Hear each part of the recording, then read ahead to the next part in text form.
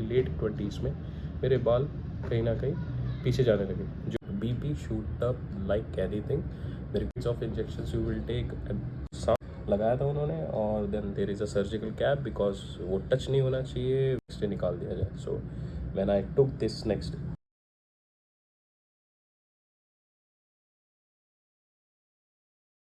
Killer का असर था, इसलिए वो स्मूथ थी, उतना पेन नहीं हुआ। But I was advise to take it out, पीछे का पट्टी, and I asked my wife to take it on. And to be honest it was, मतलब वो थोड़ा सा भयानक दिखता था पूरा, खासकर ये एरिया एज आई सेड कि यहाँ पे पत्ती स्किन होती है तो ज़्यादा ब्लड निकलता है, तो वो बहुत ही ब्लडी था। और वहाँ साइड में से जो पेन था वो नेक्स्ट डे थोड़ा काफ़ी हुआ। ऑइंटमेंट लगाते हो, उसको क्लीन रखते हो, आरएल सोल्यूशन लगाते हो, या पानी कहीं कहीं बोला जाता है, या पानी लगाने के लिए, स्प्रे करने के लिए, क्योंकि ब्लड क्लॉट्स होते हैं, वो सेटल हो रहा होता है, तो वो ब्लड क्लॉट्स को हटाना होता है, तो वो स्प्रे करके वो धीरे धीरे क्लीन होता है। और पीछे वाले एरिया को अच्छा रखने के लिए उस पर थोड़े ऑइंटमेंट लगाते हैं, सो दैट उस पर रिएक्ट ना करे किसी चीज़ से, राइट। तो उसको सर 7 days आरएल सोल्यूशन, और वो कंटिन्यू रहता है।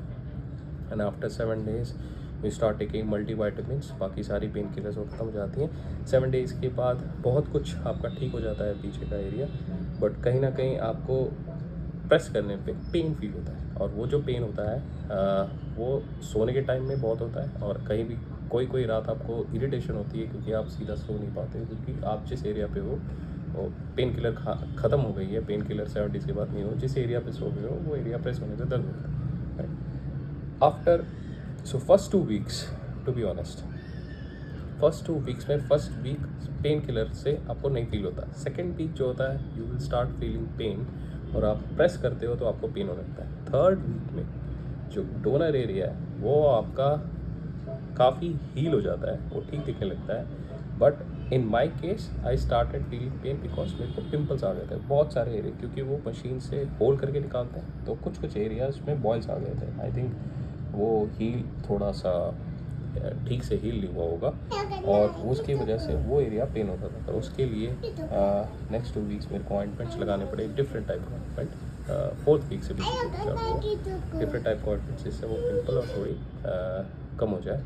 ऑल्दो सामने की जो ब्लड क्लॉटिंग थी वो कम हो जाती है, एंड बट स्ट्रेटिंग जो बाल गिरने की प्रोसेस है वो चालू हो जाती है 3rd week से। और वो जो 3rd week से जो प्रोसेस चालू होती है आपकी, वो प्रोसेस आपको हिट करती है। आई मीन आप अचानक से देखते हैं कि इतने अच्छे बाल थे जो लगे हुए थे, ग्राफ्ट इतना घना दिख रहा था, and you will imagine your self after 6 months की यही बाल आएंगे, एंड सडनली विदिन 3 weeks वो बाल गिर गए, वो ग्राफ्ट्स नीचे हैं और खाली खाली दिख रहा है। सो फर्स्ट से 4th week के बीच में इतनी स्ट्रेडिंग होगी, सॉरी सेकेंड से वीक फिनिश करते ही स्ट्रेडिंग जो चालू होती है वो आपको मजबूर कर देती है सोचने में कि क्या मैंने ये सही स्टेप लिया, क्योंकि दिख तो मैं पहले भी ऑलमोस्ट ऐसा ही रहा था, अभी अचानक से फिर वैसा दिखने लग गया। इनफैक्ट आपने बाल छोटे कर लिए तो आप और बुरे दिखने लग गए हो, तो वो कहीं ना कहीं डाउट आपको खाने लगता है। एंड उस टाइम पे डॉक्टर की एडवाइस बहुत काम आती है। So you have to be in touch with your doctor to,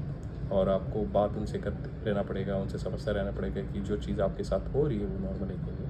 but shading होना 3 weeks के बाद से बहुत नॉर्मल है, और आप बहुत जल्दी शेड होता है, और ये अगले 2-2.5 महीने तक होता रहेगा।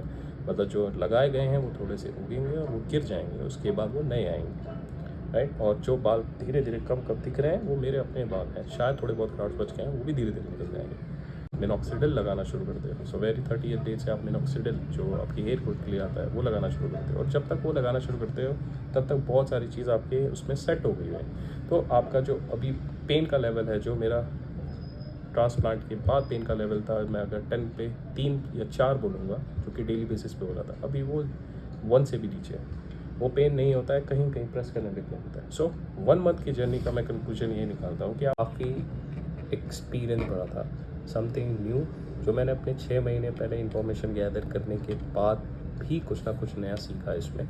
और अगर आप लोग मुझसे पूछना चाहोगे तो पेन पर्सपेक्टिव से 3 से 4 आउट ऑफ 10, 3 और 4 आउट ऑफ 10 इतना ही पेन होता है पूरे प्रोसेस में, पूरे प्रोसीजर में।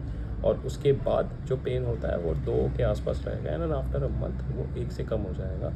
आपको कहीं ना कहीं थोड़ा सोने में दिक्कत होगी, इरिटेशन होगी, बट वो सब धीरे धीरे 1-2 दिन के बाद सेटल हो जाता है, आपकी लाइफ का पार्ट बन जाता है। प्रोसेस है, प्रोसेस की तरह फॉलो कीजिए। एक दिन में, एक महीने में सब कुछ चेंज नहीं होता है, इट विल टेक टाइम। अगर आप प्लान कर रहे हो आगे जाने का, सो आपको इंश्योर करना पड़ेगा कि आप राइट क्लिनिक चूज़ कीजिए और राइट डॉक्टर चूज़ कीजिए, और जब वो चूज़ हो जाएगा तो घुस जाइए।